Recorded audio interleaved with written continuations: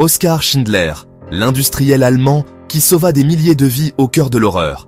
L'histoire que vous allez entendre est l'une des plus inspirantes, mais aussi des plus terrifiantes que l'humanité ait jamais connues.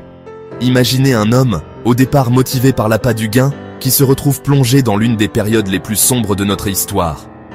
Face à l'horreur, cet homme décide de mettre sa vie en danger pour sauver celle des autres. Voici l'histoire vraie d'Oskar Schindler, un industriel allemand qui a sauvé plus de 1200 juifs pendant la Seconde Guerre mondiale. Une histoire où le courage, l'humanité, mais aussi les dilemmes moraux prennent tout leur sens. Nous sommes en 1939. La guerre vient d'éclater en Europe et l'Allemagne nazie, sous la direction d'Adolf Hitler, commence à envahir ses voisins.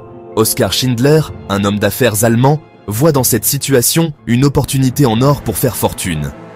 Né en 1908 en Moravie, dans une région qui fait aujourd'hui partie de la République tchèque, Schindler est issu d'une famille catholique. Avant la guerre, il mène une vie plutôt tranquille, mais sans grand succès. Son penchant pour les affaires est bien connu, mais il est aussi réputé pour ses excès. Il aime boire, fréquenter des fêtes et séduire les femmes. Lorsque les troupes nazies entrent en Pologne, en septembre 1939, Oskar Schindler se rend rapidement à Cracovie, une ville stratégique et dynamique. Il y voit une occasion de prospérer grâce aux politiques du Troisième Reich qui favorisent les Allemands en leur permettant de s'enrichir aux dépens de la population juive persécutée. Avec un réseau de contacts bien établi au sein du parti nazi, Schindler obtient les droits pour gérer une usine d'émail à Cracovie, appelée Deutsche Emailwarenfabrik ou DEF. Au départ, l'objectif de Schindler est purement financier. Son usine produit des biens en émail, notamment des ustensiles de cuisine, pour l'armée allemande. Mais pour minimiser ses coûts, il décide d'embaucher des ouvriers juifs. À l'époque, les lois nazies permettent aux employeurs d'utiliser la main-d'œuvre juive à un coût extrêmement bas, car ces travailleurs sont considérés comme de simples ressources par le régime. Au fil des mois, Oskar Schindler commence à observer de plus près les conditions de vie des juifs de Cracovie. En 1940, les nazis ordonnent la création d'un ghetto où des milliers de juifs sont entassés dans des conditions inhumaines. Les familles sont séparées, la nourriture manque cruellement, et la peur de la déportation vers les camps de concentration plane comme une ombre sinistre. Schindler, bien qu'au départ indifférent à leur sort, est touché par ce qu'il voit. Lentement, mais sûrement, il commence à changer. Ce n'est plus seulement une question de profit. Il se met à voir ses ouvriers comme des êtres humains. L'un des moments clés dans l'histoire de Schindler est sa rencontre avec Itzhak Stern, un comptable juif extrêmement intelligent.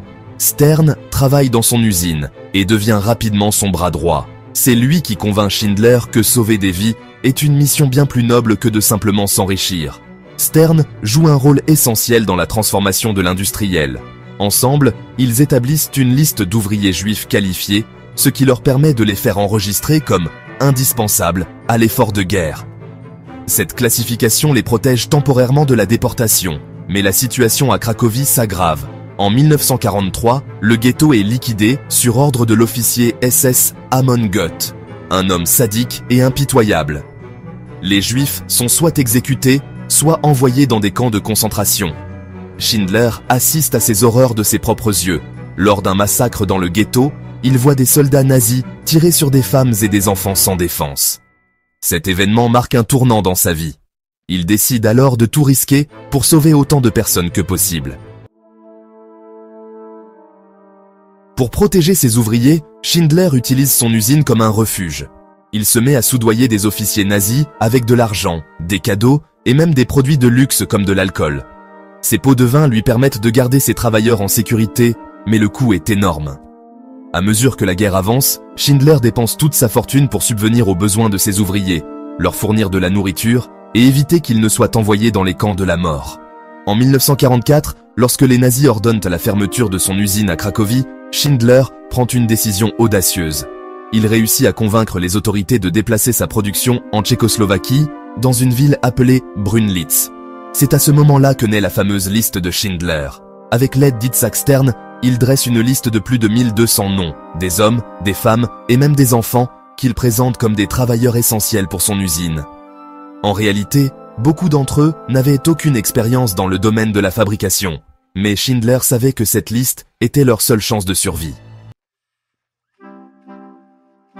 À Brunlitz, Schindler continue son œuvre de sauvetage. Son usine ne produit presque rien d'utile pour l'effort de guerre allemand, mais il parvient à maintenir l'illusion auprès des autorités nazies. Pendant ce temps, il fait tout pour que ses ouvriers restent en vie.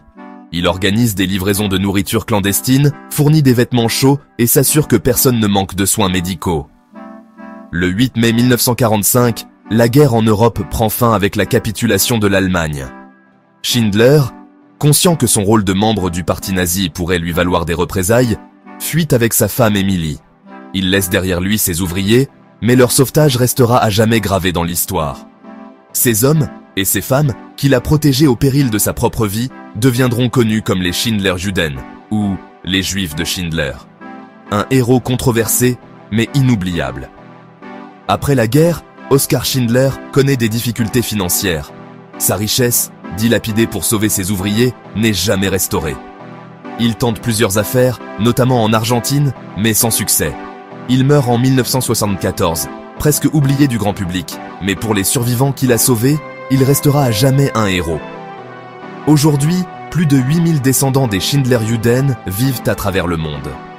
En 1962, Schindler est reconnu comme un juste parmi les nations par le mémorial de Yad Vashem en Israël, une distinction réservée à ceux qui ont risqué leur vie pour sauver des Juifs pendant l'Holocauste. Son histoire a été popularisée par le film La liste de Schindler, réalisé par Steven Spielberg en 1993, mais ce qui est important de retenir, c'est que tout ce que vous venez d'entendre est 100% vrai. Oskar Schindler n'était pas parfait. C'était un homme avec ses défauts, ses contradictions, mais aussi une immense capacité à faire preuve de courage et d'humanité. Son histoire est la preuve que même dans les périodes les plus sombres, un individu peut faire une différence. Et vous, que feriez-vous si vous étiez face à un tel choix ? Merci d'avoir regardé cette vidéo jusqu'à la fin. Si cette histoire incroyable vous a plu, n'oubliez pas de laisser un like et de vous abonner à la chaîne pour ne rien rater. Je poste une nouvelle histoire fascinante tous les jours, alors à demain pour une nouvelle aventure incroyable.